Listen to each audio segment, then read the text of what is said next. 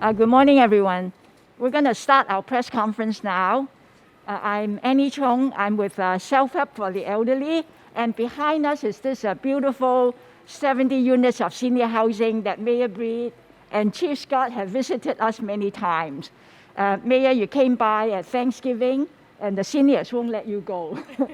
They were getting your pictures and your autograph. So thank you again for coming by to help us celebrate Chinese New Year soon. So welcome everyone to Chinatown and to our community. Mayor and Chief Scott will be talking about public safety.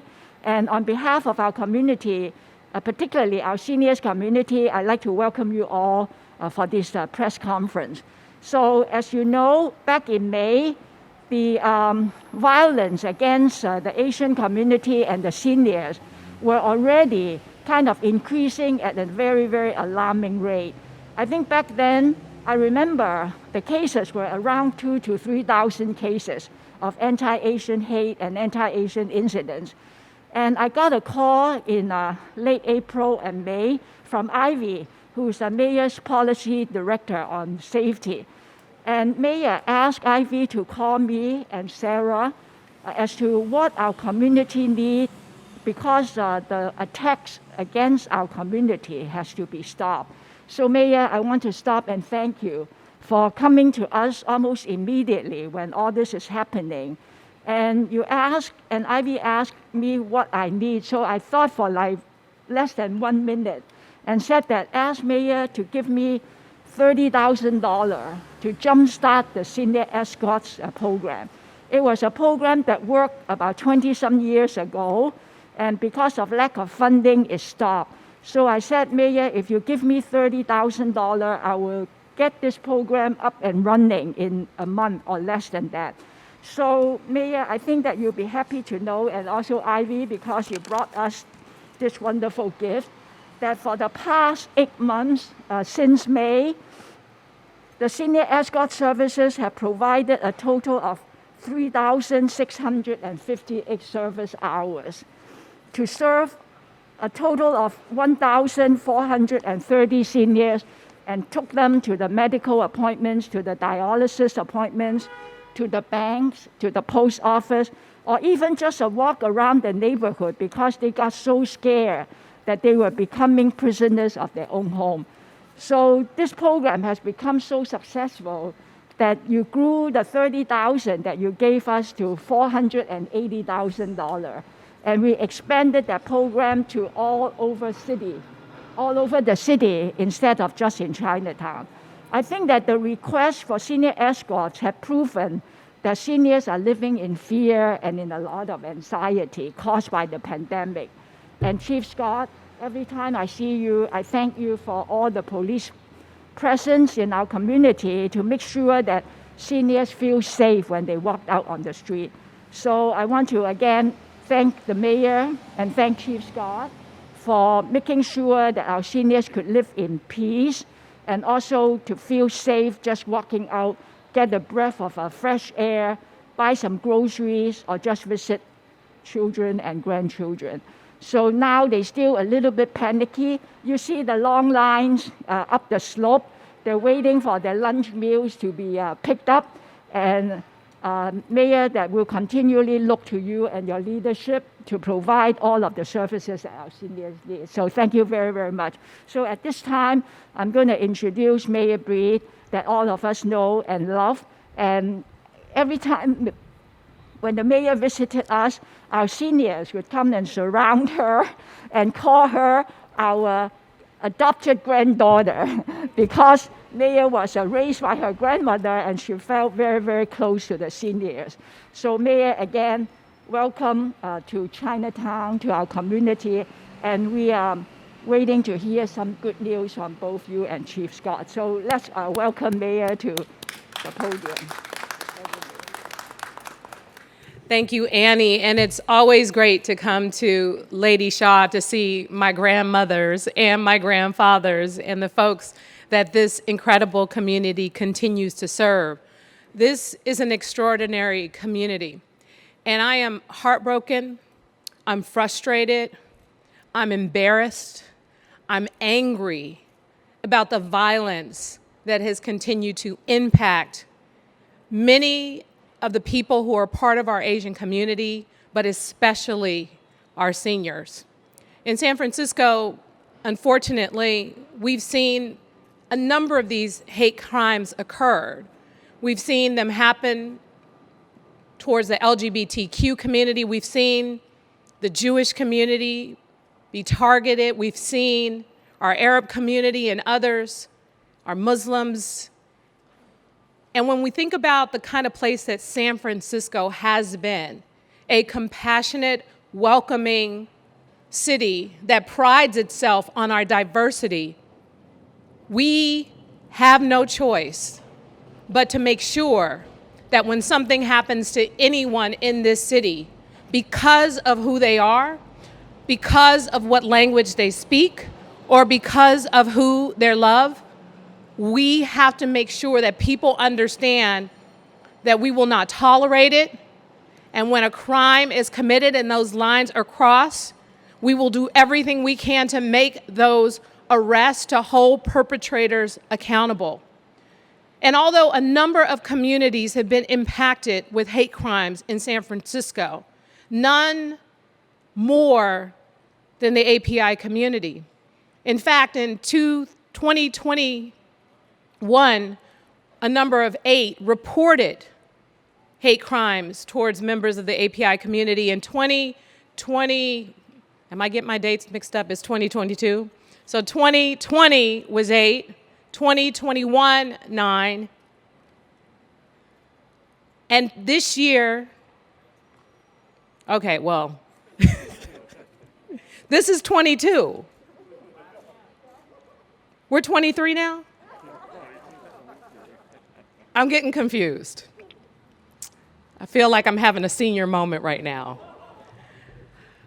But the fact is, we've seen hate crimes, and Chief Scott will talk more specifically about the dates so you can have the correct data. But we've seen the number last year go up to 60. That's a 567% increase in the number of hate crimes towards people in the API community. Now think about it. That's only the people who are actually reporting the crimes. I know that there are a number of people who are not reporting those crimes. And today, as we talk about the statistics and the challenges that are happening, we want to make sure people feel safe. We want to make sure they feel comfortable with reporting. We are aggressively in the process of doing recruitment with the police department. We're doing everything we can as the department has a number of people who are absent because of COVID to fill those officers with overtime so that we can make sure these communities are protected like we promised. Annie Chung and the work that she does with self-help for the elderly is continuing the senior escort program so that seniors have someone that they can trust, that can take them on runs for their errands so that they feel safe. Sarah Wan with Community Youth Center, they've been doing incredible work collaborating with the Street Violence and Prevention Program, members of our API community, members of the African American community, working together to patrol neighborhoods, to keep people safe. We've made an unprecedented investment in this community because of the significance of what is happening to this community as it relates to hate crimes more than any other community in this city. So when something happens to one of us, we have to be about the business of protecting them and protecting all of us. How it impacts not just the reputation of our city, but how people feel in this city, the people who live and work here and walk down the streets. When I was growing up in some of the most challenging of circumstances in San Francisco, it would have broken my heart to have my grandmother be attacked in the way that we see so many of our seniors in the API community being attacked.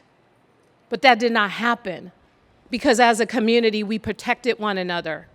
And that's what we have to do now more than ever. We know what the data says, and it is time to change it. It is time to change it with the number of investments we make in nonprofit agencies that help support our seniors in this community. And it is time to change it with the number of investments that we must make in the police department, in our ambassadors programs, in other things that will continue to make sure that in this year, 2022, that those numbers decline just as significantly as they rose.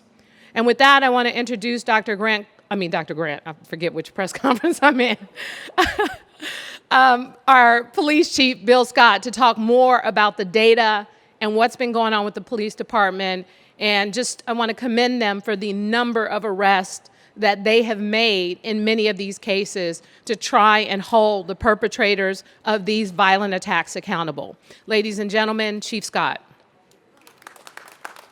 Thank you, Mayor. Thank you, Mayor, and good morning, everybody. First of all, I want to say thanks again to Mayor Breed for her leadership. 2020 and 2021 have both been incredibly challenging years. And I'm going to get into the statistics in a second, but I just want to say, let's start out 2022, number one, with hope, and number two, let's take our city back. This is our year to do just that. So let me start by greeting everybody, Gang Hei Fa Choi. And as I stand here, and Annie and I were just reminiscing when I first came to San Francisco as the chief of police over 5 years ago now. And I finally remember my first Lunar New Year celebration with you all back in 2017. And it's an honor to be doing this for the sixth time as we ring in and celebrate the Year of the Tiger. As the mayor said, 2021 was quite a challenging year in terms of AAPI, Asian American and Pacific Islander hate crimes. And today, we have released our preliminary hate crime statistics for the year 2021. I'm going to highlight a few things for you that are very disturbing and very concerning and things that we have to turn around. We, the San Francisco Police Department, we, the people of San Francisco, we as a community, we have to turn that around. And it may not come as a surprise to many of you that we saw more hate crimes against our AAPI communities in San Francisco here last year, significantly more than we did the year before. And, you know, we started seeing a turnaround in 2020 when we first got into the global pandemic and things were really, really bad. But in 2021, it became worse in terms of our statistics and how they increased, as the mayor said, about 500%.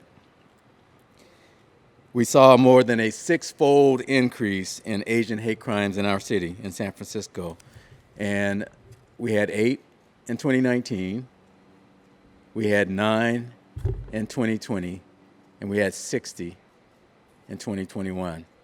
That is significant, that is concerning, and that is alarming.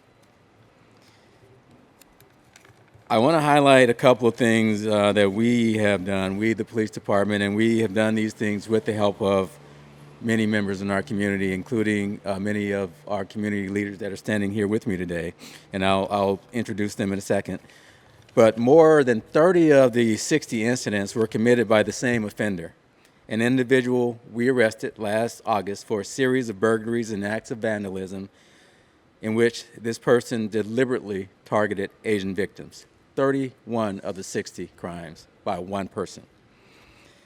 After a successful investigation by our Terraville neighborhood team, also known as TNT, we arrested this individual in August, and he was charged with burglary, vandalism, multiple counts, 31 counts, and they all included hate crime enhancements. In addition to that, our investigators and members of the San Francisco Police Department fought to bring others to justice too, and I'm going to rattle off a few of these. In March, we investigated and charged a Tenderloin suspect for multiple burglaries and criminal threats with 3 hate crime enhancements. This person, too, was targeting Asian victims. When the person was arrested, he was already on probation for a 2018 vandalism crime in which he yelled racial epithets in that particular crime. In May, our Tenderloin officers moved quickly to search for a brutally violent criminal who stabbed 2 Asian seniors at a bus stop on Market Street. That case got a lot of publicity, was a bad look for our city, and the good news is that our officers located him, made the arrest, and hate crime enhancements were added to those charges as well. In September, an investigation by a robbery detail linked an individual to a series of robberies in the Bayview and Ingleside districts, all targeting Asian females. We made that arrest and charged 7 different counts, and they all included hate crime enhancements. I bring those to your attention, and just to highlight what the mayor said a minute ago, the members of this department are out there to work with the community, for the community, to bring these people to justice. And if anybody thinks that San Francisco is an easy place to come in and terrorize our Asian communities, you're sadly mistaken. And you will be held accountable, you will be arrested, and you will be charged. Please know that this department works tirelessly to bring those to justice who hurt, particularly our elderly Asian community. We want to keep our most vulnerable people safe in our community, and we're committed to holding people accountable when they commit these types of heinous acts. But to do that, we truly need everybody's help. That's why in June, we expanded our SFPD hate crime tip line to 9 languages. Our police commissioner, or one of our police commissioners, Larry Yee, and Chair Dennis Wu and other community leaders were instrumental in this effort. Witnesses today have come forward, and they're urged to call 911 whenever they either witness or become victim to these types of acts. And even in the non-emergency situations where the facts don't necessarily amount to a crime, we still need you to call in and report it. And the reason being, it may help a future case if the individual who's committing those types of acts later commits a hate crime. That may help the case. So we still need you to call. You can call the multilingual tip line at 415-558-5588.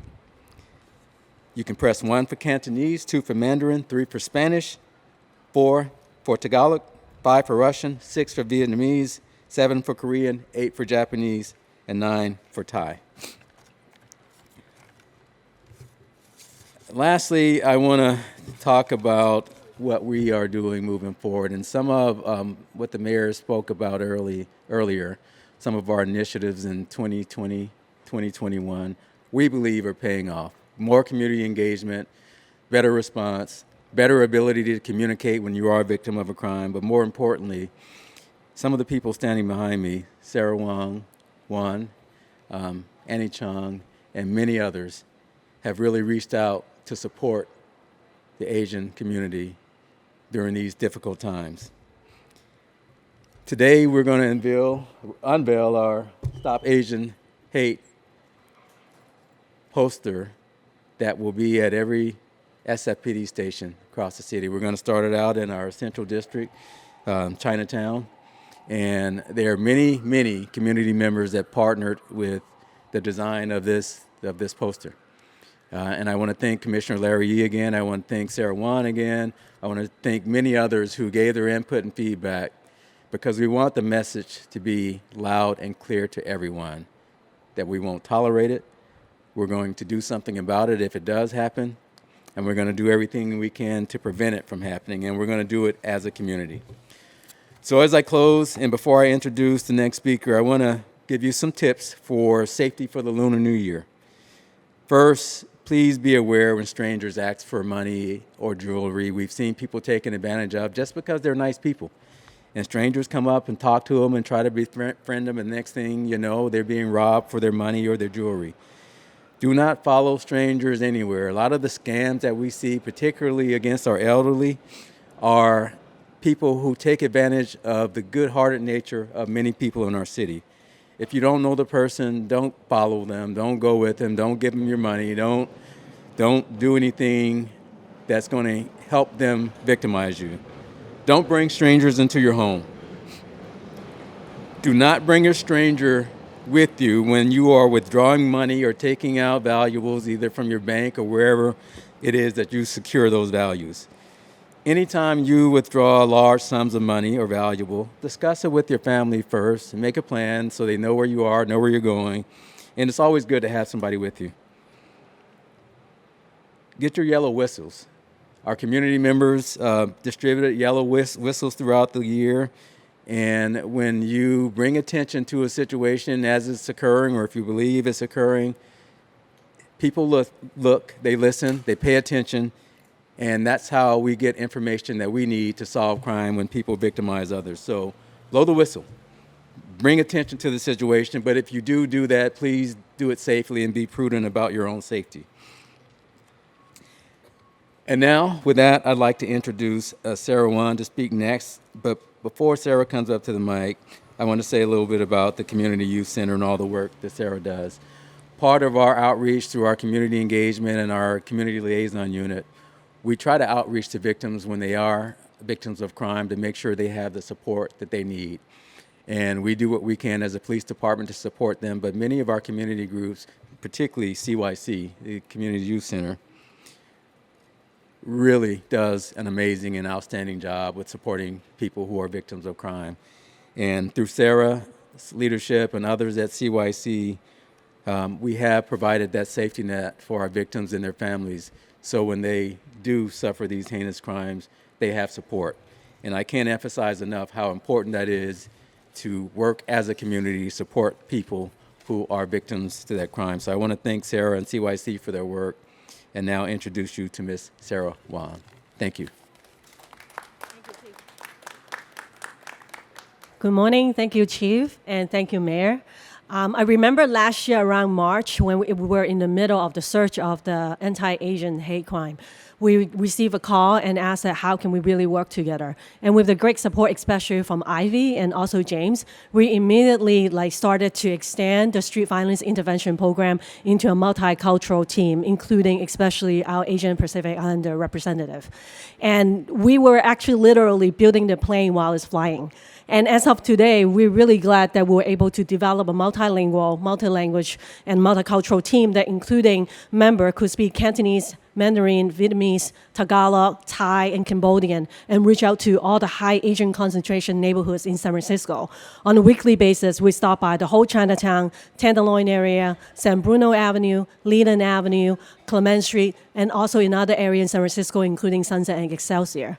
And we were able to do it because of really the collaboration with different community partners and also the city departments, especially including the San Francisco Police Department, as well as also the District Attorney's Office, the Victim Support Unit.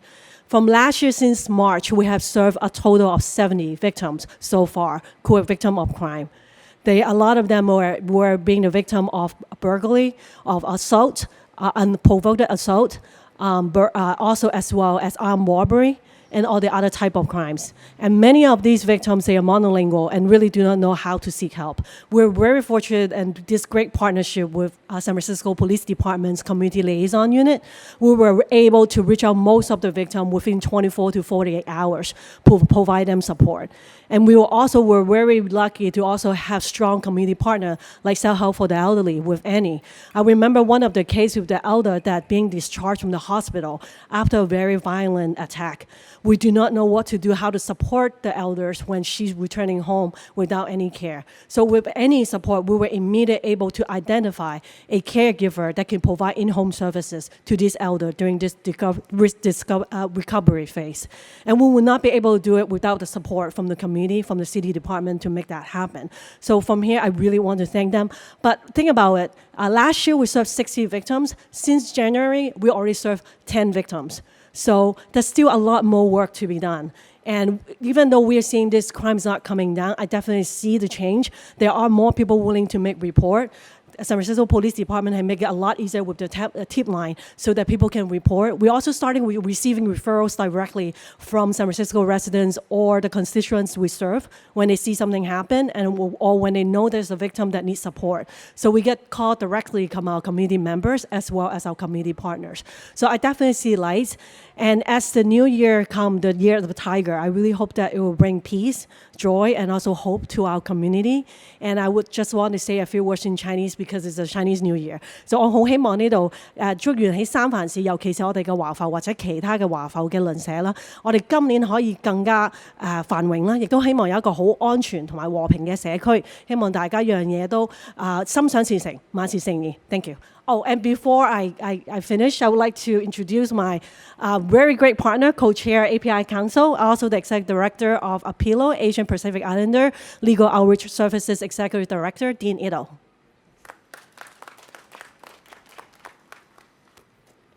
Thank you, Sarah. Thank you, Mayor Breed. Thank you, Chief Scott. You know, we often like to remind the mayor, and she doesn't really need reminding, that she represents the heart of Asian America. There are very few communities, if none at all. The city is fortunate to have a little Saigon, a Soma Filipinas, vibrant Korean, Southeast Asian, South Asian, Pacific Islander communities, the oldest Japantown and the largest Chinatown in the country. And we have to take responsibility for preventing the hate and the anti-Asian violence that we've been continuing to see. Now, we've had a little lull. There haven't been a lot of headlines until we had that tragic incident in New York. But we want to be vigilant to prevent that type of violence from continuing, especially in the Bay Area, which is so essential to the API community. We really want to appreciate the mayor's efforts to provide emergency funding to address the surge in violence over the past couple of years. And we really appreciate the continuing efforts on the part of the mayor and the city, the police department, to address these incidents on a daily basis. Now, you may not see the headlines with incidents of violence or victims, but Sarah, Annie, and I see these incidents every day. When we're out in the community, I go to banks and the tellers tell me about the hostility from customers, still blaming them for COVID. We go to restaurants where just to take out, you have to go through a locked door because the restaurant workers are afraid to keep their restaurants open for fear of violence. The customers are afraid to come to our cultural corridors because they're afraid of violence. Not that they're necessarily anti-Asian, but they don't want to be seen or alone as a customer in a Chinatown or a Japantown because of that fear. So this is impacting us across the board, all segments of our community. I'm here today to talk a little bit about the efforts of Japantown and the Western Addition and the Tenderloin. With the mayor's help, emergency services have been formed and implemented to address the multiple concerns of both victims, but also people that are afraid to be victims. They are afraid of being victimized by this type of violence. So those services have included escort services, as Annie has described, but equally important educational services to inform our communities about the possibilities of violence, but also to work together with other communities in the Western Addition, for example. And I thank the mayor for joining us the other day with a gathering of the Black community and the Asian American community in the Western Addition to talk about ways to combat not only racial violence, but racial injustice. And thank you, Mayor, for that support. Our community has suffered years of racial violence from the day that we first immigrated to America. But we will not be silent as we still undergo this racial violence, and we have to advocate for change. And I'm talking about our API community. But this is not an API community problem. This is America's problem. And so we ask the city to continue to help us combat and prevent this type of violence. And we thank the mayor for her continuing efforts and the San Francisco Police Department. Thank you for coming today. Thank you, Dean, for being here. With that, we're opening it up for any questions related to the subject matter that you might have. Okay. Maybe for Chief Scott, he mentioned a lot of stats of, the one guy arrested 31 incidents and the other, and I know this is kind of a broken record, but you made arrests. How long were they in jail? Have they been prosecuted? What's the status? Do we know? I don't know about all of them. They were all charged, the ones that I mentioned, and I don't know if they're in jail today, but the thing is, whether they're in jail or not, here's what I want the message to be loud and clear. The San Francisco Police Department will do its part, and we will hold people accountable. We will make the arrests. We will investigate these cases to the best of our ability and continue to do the job. And the court system it does what it does, and we respect the court system, but we will do our part. Chief, you're saying that the police department is doing their part, making the arrests. What about the prosecutions? It's not up to us. What we do is we bring the cases to the prosecutors, and that system takes on what it's supposed to do. And that system not only involves prosecutors, but it also involves the courts and the judges and all that. So it's a criminal justice system. All I can speak to is what we do. I want to keep this department focused on our job. And if we do that well, then the rest of the parts of this system have a better chance of better outcomes, or the outcomes that we want to see in terms of people being held accountable.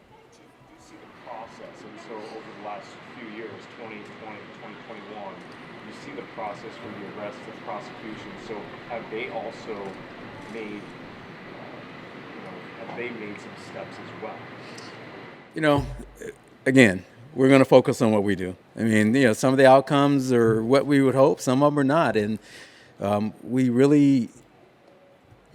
police department, needs to focus our energy on doing the best job that we can. And we don't always get it perfect either. But that's why we need to focus on us. And that's what we're going to continue to do.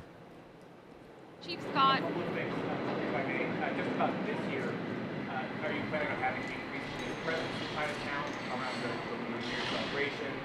What are you doing for this coming year's event? Yeah, definitely. So our captain at Central District, Captain Julian Ng, he's done a really good job with footbeat deployment. It's much more robust than it was only a couple years ago. And as the mayor mentioned, we're having some challenges with COVID and this latest surge of COVID. A lot of our officers have been off sick, but we're going to continue to make it happen. We make the adjustments. You will see officers deployed and more officers deployed in Chinatown, as well as other areas of the city. And we have to make adjustments constantly to make that happen, and we'll continue to do that. We've gotten support from the mayor on overtime, and it's keeping us afloat, to be quite honest with you. And I thank the mayor and others who have made that happen. But we need to do whatever we need to do to keep our city safe, and that's the bottom line. And I want to say that again. We need to do whatever we need to do to keep our city safe, because these things just don't happen. They don't happen without the support of the mayor. They don't happen without the overtime. They don't happen without the staffing. You got to have the people to do the job. So we've thankfully been in a position where at least we have the overtime funding to shore up some of our losses, some of our retirements, some of the dealing with this COVID, this latest surge that has had a lot of officers off work. Chief Scott, some AAPI victims of violence say they're not getting what they need when it comes to victim services after the crime is committed. Can you comment on what the city is doing to support victims through the prosecution of their cases? Yes, so the question was the victim services, and Sarah talked a lot about what her organization does to support victims from the public entities. In 2020, you all may remember that we had an initiative driven by the mayor where we stood up a community liaison unit, and those officers, that is their sole role, to support the victims before prosecution. There's a process that the DA's office and the state supports victims of crime, and those processes are still there.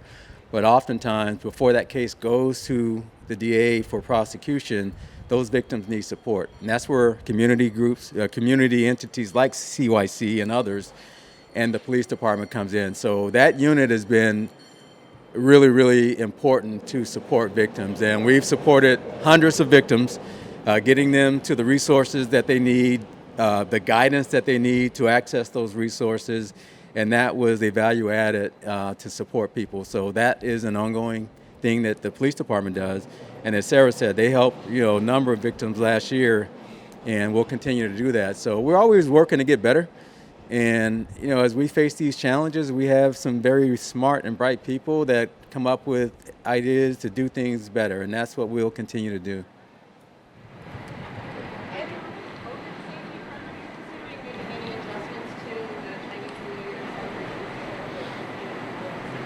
Well, we will be out there as far as the policing of the Lunar New Year festivities, and we have made adjustments. The masking with CDC and our public health guidance is helpful.